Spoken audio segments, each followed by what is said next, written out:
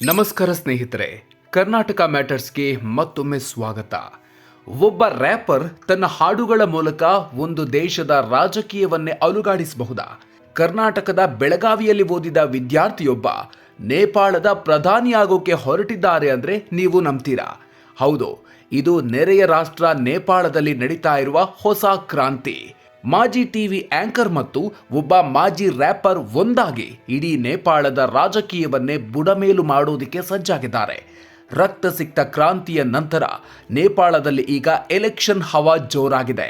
ಈ ಹೊತ್ತಲ್ಲೇ ಕನ್ನಡಿಗರಿಗೆ ಲಿಂಕ್ ಇರೋ ಈ ವ್ಯಕ್ತಿ ಮುಂದಿನ ಪ್ರಧಾನಿ ಅಭ್ಯರ್ಥಿ ಅಂತ ಘೋಷಿಸಿಕೊಂಡಿದ್ದಾರೆ. ಯಾರು ಆ ನಾಯಕ?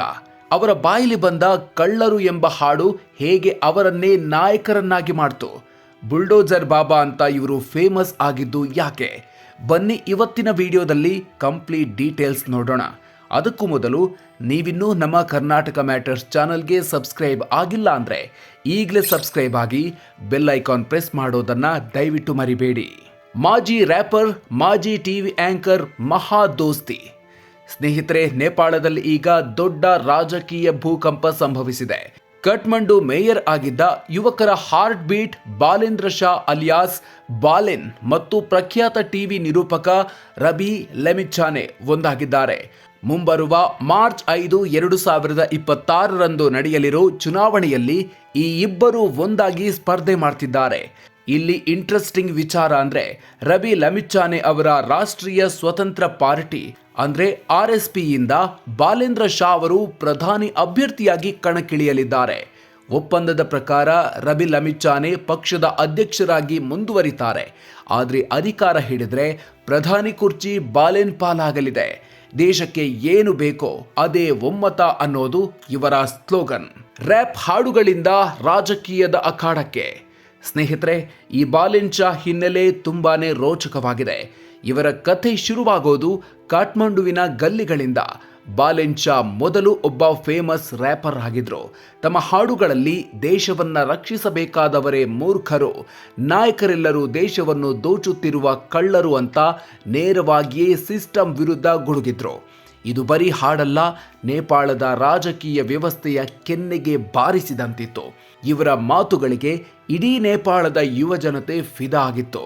ಆದರೆ ಬಾಲೆನ್ ಕೇವಲ ರ್ಯಾಪರ್ ಆಗಿರಲಿಲ್ಲ, ಅವರು ಒಬ್ಬ ಚಾಣಾಕ್ಷ ಇಂಜಿನಿಯರ್ ಕೂಡ ಹೌದು. ಇಲ್ಲಿ ಬರೋದು ನೋಡಿ ನಮ್ಮ ಕರ್ನಾಟಕದ ಲಿಂಕ್, ಕರ್ನಾಟಕದ ಕನೆಕ್ಷನ್ ಮತ್ತು ಭೂಕಂಪದ ವೇಳೆ ನೇಪಾಳಿಗರ ಆಪದ್ ಬಾಂಧವ. 35 ವರ್ಷದ ಬಾಲೆನ್ ಶಾ ಕರ್ನಾಟಕದ ಪ್ರತಿಷ್ಠಿತ ಬೆಳಗಾವಿಯ ವಿಶ್ವೇಶ್ವರಯ್ಯ ತಾಂತ್ರಿಕ ವಿಶ್ವವಿದ್ಯಾಲಯದಿಂದ ಸ್ಟ್ರಕ್ಚರಲ್ ಇಂಜಿನಿಯರಿಂಗ್ನಲ್ಲಿ ಸ್ನಾತಕೋತ್ತರ ಪದವಿ ಪಡೆದಿದ್ದಾರೆ. 2015ರಲ್ಲಿ ಭೀಕರ ಭೂಕಂಪ ನೇಪಾಳವನ್ನು ನುಚ್ಚು ನೂರು ಮಾಡಿದಾಗ ಇದೇ ಬಾಲೆನ್ ಶಾ ಕರ್ನಾಟಕದಲ್ಲಿ ಕಲಿತ ತಮ್ಮ ಎಂಟೆಕ್ ಜ್ಞಾನ ಬಳಸಿ ಸಾವಿರಾರು ಮನೆಗಳ ಪುನರ್ ನಿರ್ಮಾಣಕ್ಕೆ ಕೈ ಜೋಡಿಸಿದ್ರು. ಆಗಲೇ ಅವರಿಗೆ ಬೀದಿಯಲ್ಲಿ ನಿಂತು ಬೈದ್ರೆ ಸಾಲದು, ವ್ಯವಸ್ಥೆಯೊಳಗೆ ನುಗ್ಗಿ ಅದನ್ನ ಕ್ಲೀನ್ ಮಾಡಬೇಕು ಅಂತ ಅನ್ಸಿದ್ದು. ಅಲ್ಲಿಂದ ಶುರುವಾಯಿತು ನೋಡಿ ಬಾಲೆನ್ನ ರಾಜಕೀಯ ಪಯಣ. ರಾಜಕೀಯಕ್ಕೆ ಎಂಟ್ರಿ ನೀಡಿದ ಬಾಲೆನ್ ಶಾ ನೋಡ್ತಲೇ ಮೇಲಕ್ಕೇರೋದಿಕ್ಕಾರಂಭಿಸಿದ್ರು. 2022ರಲ್ಲಿ ಕಠ್ಮಂಡು ಮೇಯರ್ ಆಗಿ ಗೆದ್ದ ಬಾಲೆನ್ ಶಾ ಸುಮ್ಮನೆ ಕೂರ್ಲಿಲ್ಲ.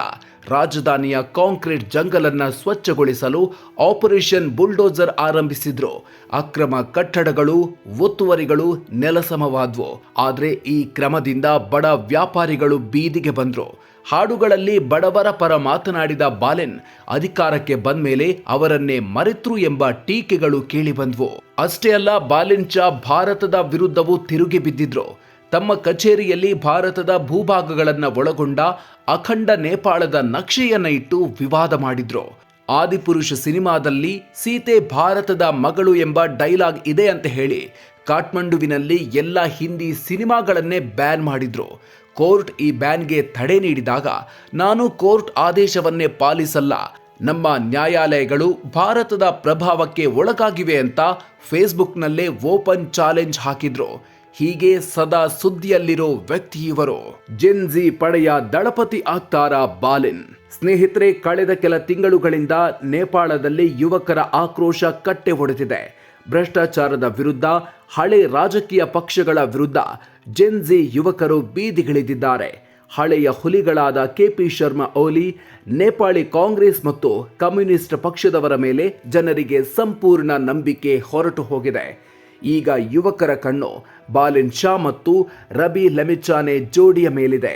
ರಬಿ ಲಮಿಚಾನೆ ಟಿವಿ ನಿರೂಪಕನಾಗಿ ಫೇಮಸ್ ಆಗಿ ಪಕ್ಷ ಕಟ್ಟಿ ಉಪಪ್ರಧಾನಿಯೂ ಆಗಿದ್ದವರು. ಅವರೀಗ ಯುವ ಜನಾಂಗದ ಸೆನ್ಸೇಷನ್ ಬಾಲಿನ್ ಜೊತೆಗೆ ಕೈ ಜೋಡಿಸಿದ್ದಾರೆ. ಬಾಲಿನ್ ಫಾರ್ ಪಿಎಂ ಎಂಬ ಟ್ರೆಂಡ್ ಸೋಷಿಯಲ್ ಮೀಡಿಯಾದಲ್ಲಿ ಜೋರಾಗಿದೆ. ಒಟ್ಟಿನಲ್ಲಿ ಕರ್ನಾಟಕದ ಬೆಳಗಾವಿಯಲ್ಲಿ ವಿದ್ಯೆ ಕಲಿತ ರ್ಯಾಪ್ ಹಾಡ್ತಾ ಕ್ರಾಂತಿ ಮಾಡಿದ ಈ ಯುವಕ ಹಿಮಾಲಯದ ತಪ್ಪಲಿನಲ್ಲಿ ಹೊಸ ಇತಿಹಾಸ ಬರಿತಾರ? ನೇಪಾಳದ ಪ್ರಧಾನಿ ಆಗ್ತಾರ? ಉತ್ತರಕ್ಕಾಗಿ 2026 ಮಾರ್ಚ್ವರೆಗೆ ಕಾದು ನೋಡಬೇಕಿದೆ. ನಿಮ್ಮ ಪ್ರಕಾರ ಒಬ್ಬ ರ್ಯಾಪರ್ ಹಾಗೂ ಎಂಜಿನಿಯರ್ ನೇಪಾಳ ದೇಶದ ಪ್ರಧಾನಿಯಾದ್ರೆ ಅಭಿವೃದ್ಧಿ ಸಾಧ್ಯನಾ? ಇವರು ಪಿಎಂ ಆದ್ರೆ ಭಾರತದ ಜೊತೆ ಸಂಬಂಧ ಹಳಸತ್ತಾ?